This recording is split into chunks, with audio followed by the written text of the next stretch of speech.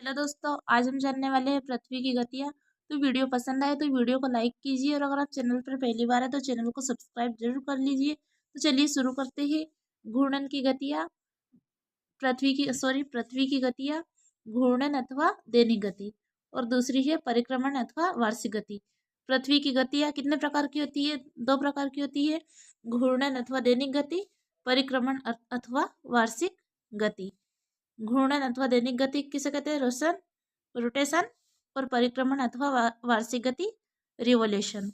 तो चलिए पहले जानते हैं घूर्णन अथवा दैनिक गति को कि किसे कहते हैं। पृथ्वी सदैव अपने अक्ष पर पश्चिम से पूर्व दिशा में लट्टू की तरह घूमती रहती है, जिसे पृथ्वी का घूर्णन या परिभ्रमण कहते हैं। इस गति के कारण ही दिन व रात होते हैं, अतः इस गति को दैनिक गति भी कहते हैं। पृथ्वी का अक्ष भूमध्य रेखीय तल के लंबवत रहता है तथा पृथ्वी के केंद्र से होकर गुजरता है। तो घूर्णन अथवा दैनिक गति किसे कहते हैं?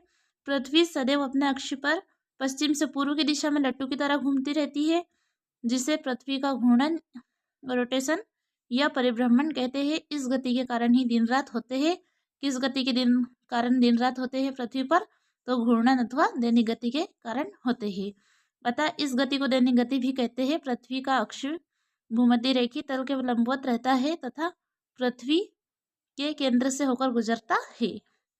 इसके पूर्ण घूर्णन की अवधि लगभग 24 घंटे अर्थात 23 घंटा 56 मिनट 4.009 सेकेंड है। यह अवधि एक दिन का निर्माण करती है।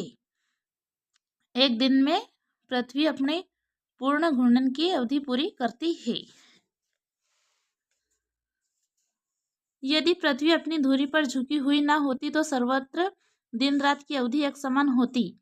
यदि पृथ्वी अपने अक्ष पर न घूमती और सूर्य की परिक्रमा न करती तो पृथ्वी के गोलार्ध में सदैव दिन बड़े और रातें छोटी होती तथा दूसरे गोलार्ध में सदैव रातें बड़ी और दिन छोटे होते। तो दोस्तों, दोनों गोलार्ध, उत्तरी गोलार्ध और दक्षिण गोलार्ध पर दिन रात अलग अलग समय पर होते हैं और ये दोनों गोलार्ध पर ठंड और गर्मी का माहौल भी अलग अलग समय पर रहता है। जब उत्तरी गोलार्ध पर गर्मी रहती है तब दक्षिणी गोलार्ध पर ठंड रहती है, और जब दक्षिण गोलार्ध पर गर्मी रहती है तब उत्तरी गोलार्ध पर ठंड या शीत ऋतु रहती है। तो पृथ्वी के घूर्णन की यहाँ गति भूमध्य रेखा पर 0.46 किलोमीटर प्रति सेकेंड होती है। 60 डिग्री अक्षांश पर इसकी आधी अथवा ध्रुव पर शून्य हो जाती है, अर्थात ध्रुवों की यहाँ गति क्रमशः कम धीमी होती जाती है। ज्वारीय घर्षण पृथ्वी की घूर्णन गति को कम कर देता है। इस क्रिया के फलस्वरूप दिन की अवधि 0.002 सेकंड प्रति शताब्दी की दर से बढ़ जाती है। पवनों व समुद्री धाराओं में विक्षेपण, दैनिक ज्वार भाटा की स्थिति में परिवर्तन, ध्रुवों का चपटाकार स्वरूप, भूमध्य रेखा का उभार तथा उभरी तथा उत्तरी चुंबकीय ध्रुव का गतिमान होना पृथ्वी के घूर्णन गति के कारण ही संभव होता है। अब जान लेते हैं हम कुछ डेज जो कि बहुत महत्वपूर्ण है। तो चलिए शुरू करते हैं। नक्षत्र दिवस, सिडेरियल डे, एक मध्याह्न रेखा।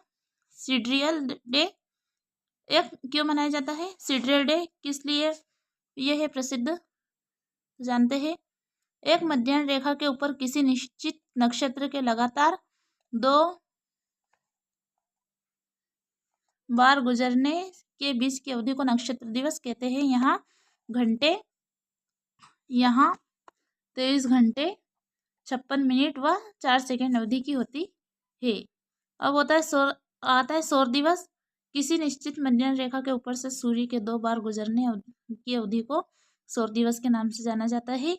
जब सूर्य को गतिहीन मानकर पृथ्वी द्वारा उसके परिक्रमण गणना दिवसों के रूप में की जाती है तब सौर दिवस प्राप्त होता है। इसकी अवधि पूरे 24 घंटे की होती है। औसत सौर दिवस नक्षत्र दिवस से 3 मिनट 56 सेकेंड बड़ा होता है। इसका कारण यह है कि पृथ्वी अपने अक्ष पर जब एक चक्कर पूरा करती है तो वह अपने अक्ष पर पूर्व की स्थिति में एक अंश आगे निकल जाती है। पृथ्वी की किसी निश्चित मध्याह्न रेखा को सूर्य के सम्मुख पुनः आने में कुछ अतिरिक्त समय लग जाता है। अब जानते हैं परिक्रमण अथवा वार्षिक गति। पहली तो जानी हमने घूर्णन अथवा दैनिक गति। अब जानते हैं परिक्रमण अथवा वार्षिक गति। पृथ्वी अपने अक्ष पर घूमने के साथ साथ सूर्य के चारों ओर एक अंडाकार मार्ग जियोड पर 365 दिन तथा 6 घंटे में एक परिक्रमा पूर्ण करती है। पृथ्वी के इस अंडाकार मार्ग भूकक्षा कहते हैं। क्या कहते हैं? भूकक्षा, अर्थ ऑर्बिट कहते हैं। अंडाकार मार्ग को भूकक्षा कहते हैं। पृथ्वी की इस गति को परिक्रमण या वार्षिक गति कहते हैं। एक तो हो गई घूर्णन अथवा दैनिक गति और दूसरी है परिक्रमण अथवा वार्षिक गति, जो कि एक वर्ष में पूरी करती है हमारी पृथ्वी। तो दोस्तों आगे पढ़ते हैं। पृथ्वी सूर्य चारों ओर अंडाकार कक्ष में घूमती है, अतः पृथ्वी सूर्य के मध्य की दूरी परिवर्तित होती रहती है। पृथ्वी और सूर्य के बीच की औसत दूरी 149.6 मिलियन किलोमीटर है। एक समय पृथ्वी सूर्य से सबसे दूरस्थ बिंदु पर तथा दूसरे समय सबसे निकटस्थ बिंदु पर स्थित होती है। अब जानते हैं उपसौर के बारे में। उपसौर किसे कहते हैं? पृथ्वी जब सूर्य के अत्यधिक पास होती है तो इसे उपसौर कहा जाता है। ऐसी स्थिति 3 जनवरी को होती है। अब आता है हमारा अपसौर। पृथ्वी जब सूर्य से अधिकतम दूरी पर होती है तो इसे अपसौर कहा जाता है। ऐसी स्थिति 4 जुलाई को होती है। उपसौर हमने जाना और अपसौर भी। उपसौर पृथ्वी जब सूर्य के अधिक पास होती है तो इसे अपसौर कहा जाता है। यह ऐसी स्थिति 3 जनवरी को होती है। और अपसौर पृथ्वी जब सूर्य से अधिकतम दूरी पर होती है तो इसे अपसौर कहा जाता है। इसे ऐसी स्थिति 4 जुलाई को होती है।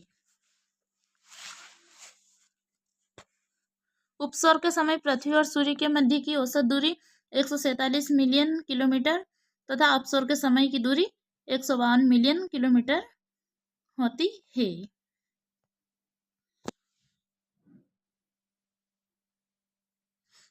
हमने जाना उपसौर और अपसौर के बारे में। अब जानेंगे हम आगे।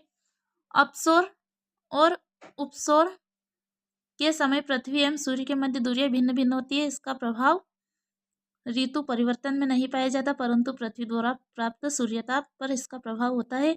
अपसौर की दशा में उत्तरी गोलार्ध सूर्य की ओर रहता है। इस दशा में चूंकि दूरी अधिक होती है इसलिए उत्तरी गोलार्ध में पड़ने वाली गर्मी थोड़ी कम हो जाती है।